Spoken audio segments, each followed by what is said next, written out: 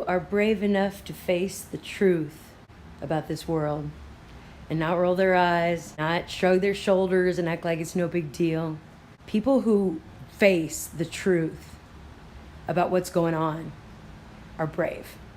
Because there's some scary things going on and nobody wants to talk about it.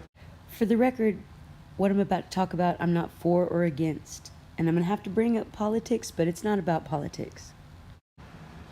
Something was brought interdimensionally into this world, and it hasn't completely come into fruition yet. But this isn't something to take lightly. And put on your crazy hats and let's go for a little ride. Now, unfortunately, this may be a little painful, but to understand fully, I'm going to need to take you back to an emotional time. We're going to have to go back to when no one thought Trump had a chance in hell. There's not going to be a President Donald Trump. That's not going to happen. Donald Trump will not become president. Donald Trump is not going to be president of the United States. Take it to the bank. Okay. I guarantee it. All right. I think that man will be president of the United States right about the time that spaceships come down filled with dinosaurs and red capes. Donald Trump has been saying that he will run for president as a Republican, which is surprising since I just assumed he was running as a joke. Donald Trump, just last week, he confirmed to the National Review that he is again considering a run in 2016. Do it. Do it. Look at me. Do it. I will personally write you a campaign check now on behalf of this country, which does not want you to be president, but which badly wants you to run. He will never be president of the United States. And we better be ready for the fact that he might be leading the Republican ticket next. I know you don't believe that, but I want to go on. Sorry to laugh. And which Republican candidate has the best chance of winning the general election? Right now, Donald Trump.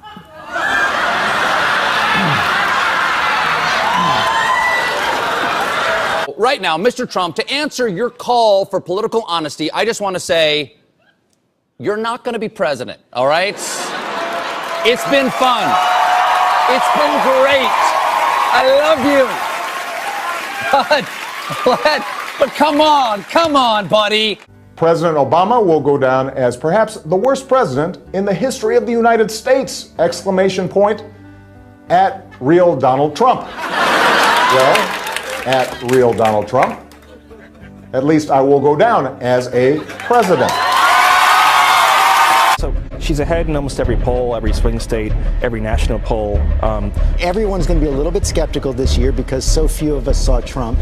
Right. Coming back in August, you said he had about a 2% chance of getting the nomination. He got it. Mm-hmm. Everybody around this table that I know, we've been in every presidential campaign probably since 1980 in various degrees. And in Trump's problem, he doesn't have you don't know what his compass is. I talk to people all the time, as I'm sure everybody around the table does, and they say, why don't you Republicans do something about this guy? Trump, who's had a horrific month and a half since the convention, as bad as any major national candidate in modern American history. And yet, shockingly, he's still 3-4 points behind. Drop out. Simply drop out and tell America this entire candidacy was a stunt, a satire designed to expose the flaws in the system. And the thing is, you could actually make a fairly decent case for that.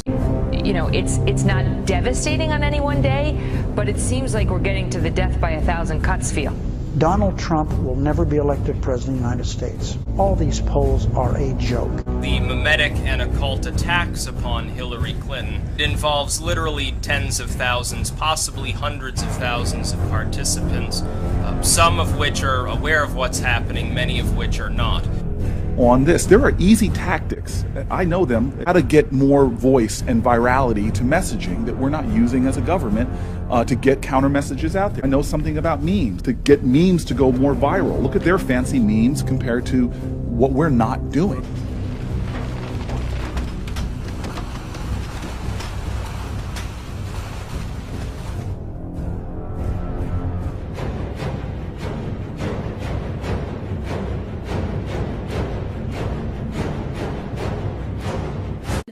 All key tenets making up the emerging racist ideology known as the alt-right. Now, so let's go ahead and talk about how Pepe the Frog, the meme, became the emergence of an ancient Egyptian deity that manifested through the hate from that election. And apparently it's not going back, it's just getting stronger.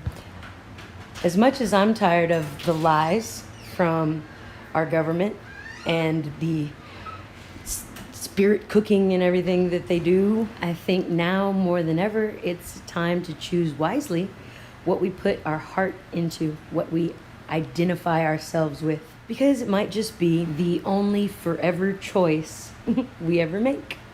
So anyway, let's talk about KEK. KEK around 2010 became popular on 4chan as a way to say LOL, KEK. It's Korean.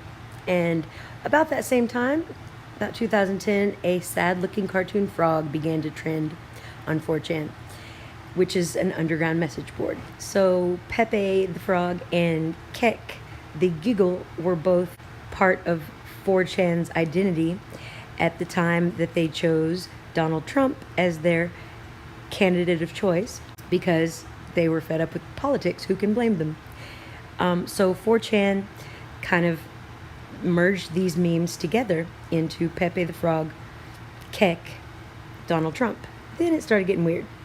So every 4chan post that is made gets assigned an 8-digit numerical stamp. And that number represents the post's entry position on the entire posting lineage of the image board. Because it's a random roll, when a poster gets repeated digits, it's called dubs or trips or quads and so on. And that's called a get. Like, yay, you got it. So people sometimes bet on whether they're going to get doubles. And it started happening a lot that Trump posts would get frequent gets or dubs or whatever. So that got noticed because it was celebrated every time. Then the unthinkable happened.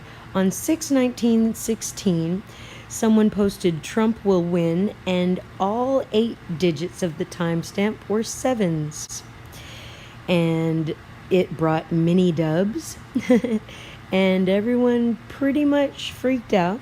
And that was one of the first times it felt really real. Then come to find out, KEK is actually an Egyptian deity, a frog-headed one. And more specifically, KEK, also spelled K-U-K or K-E-K-U, is the deification of the primordial concept of darkness in ancient Egyptian religion, represented by a frog-headed man, or in the female form, a snake-headed woman. They are a symbol of darkness and also represented obscurity and the unknown, and thus chaos. And also it was seen that they came in just before dawn, so they were the bringer in of light, which made me think of Lucifer right away, the bearer of light, but everybody associated it with the Make America Great Again Trump stance. And it was about that time that a little statuette was found on Amazon in a vendor called Ancient Treasures that was mislabeled a KEK statue of a frog, but it was actually bearing the hieroglyphs for the frog goddess Heket. And interestingly enough, the hieroglyphics look like a person sitting at a computer and something is manifesting like a DNA helix on the other side of the computer. How appropriate for KEK, who is the deification of darkness, coming into being, manifesting. And that means manifesting through people being on their computers in a community and putting their emotions into a frog-like figure whose name is KEK or KOK, and associated with this election and things like that. So very much meme magic, and it doesn't need you to believe in it to work. That's the thing about magic. And I don't think it's any accident that this was a mislabeled KEK statue that was actually Heket, a female frog. I think that this was a ceremonious birthing ritual that was brought up by this deity, this deification process itself. I'll try to explain. Heket, who was the little statue of the mislabeled KEK statue of the frog that everyone found, had the hieroglyphs of Heket, who was in ancient Egyptian theology the goddess of fertility, who was depicted as a frog, but later she became known as the goddess of resurrection because she was known to have breathed life into Horus, who was the son and resurrection of Osiris, who is depicted as a very green centerpiece of the ancient Egyptian mythology. And I was kind of surprised that he's incredibly green, like green as Pepe the Frog, you could say. And I always thought he was black-skinned or maybe blue because he's associated with death and resurrection. But he's green than a myrrh, so that was surprising to me. And you may notice his headpiece looks rather phallic. At this point, everybody started stocking up on these little statues, and they would sit at their computers and make memes. And the little goddess of resurrection, Heket, would, well, I don't know, meme magic KEK into existence, maybe? Anyway, people went frog crazy, and there were all kinds of praise KEK, this and that, and shrines and everything. But let's go ahead and get back to the story. The 8 sevens post, which oddly enough had the word KEK in it. Yeah. Is known as the prophecy of KEK, and then the statue was found with the hieroglyphs. By now, everybody's praying to KEK, like for real seriously. Pepe had pretty much gone from feels good man to feels bad man to smug Pepe, and there were all kinds of dank memes of Pepes, and man, there were new species of frogs discovered all over the place, and they're, you know, weird. Some of them weren't even really identified. That one's the yin-yang frog, I think. That one's just crazy looking. This is the glass frog, see-through frog. And they're, yeah, just straight up orange frogs. Hairy frogs. These are leucistic frogs. Oh yeah, there were snakes too that were new species discovered. Rainbow snakes. And that one just freaks me out. This guy is the closest living relative of a huge frog known as Beelzebufo. Does that name remind you of anybody? Yeah, I'm sorry. If I laugh, it's because this thing makes me nervous.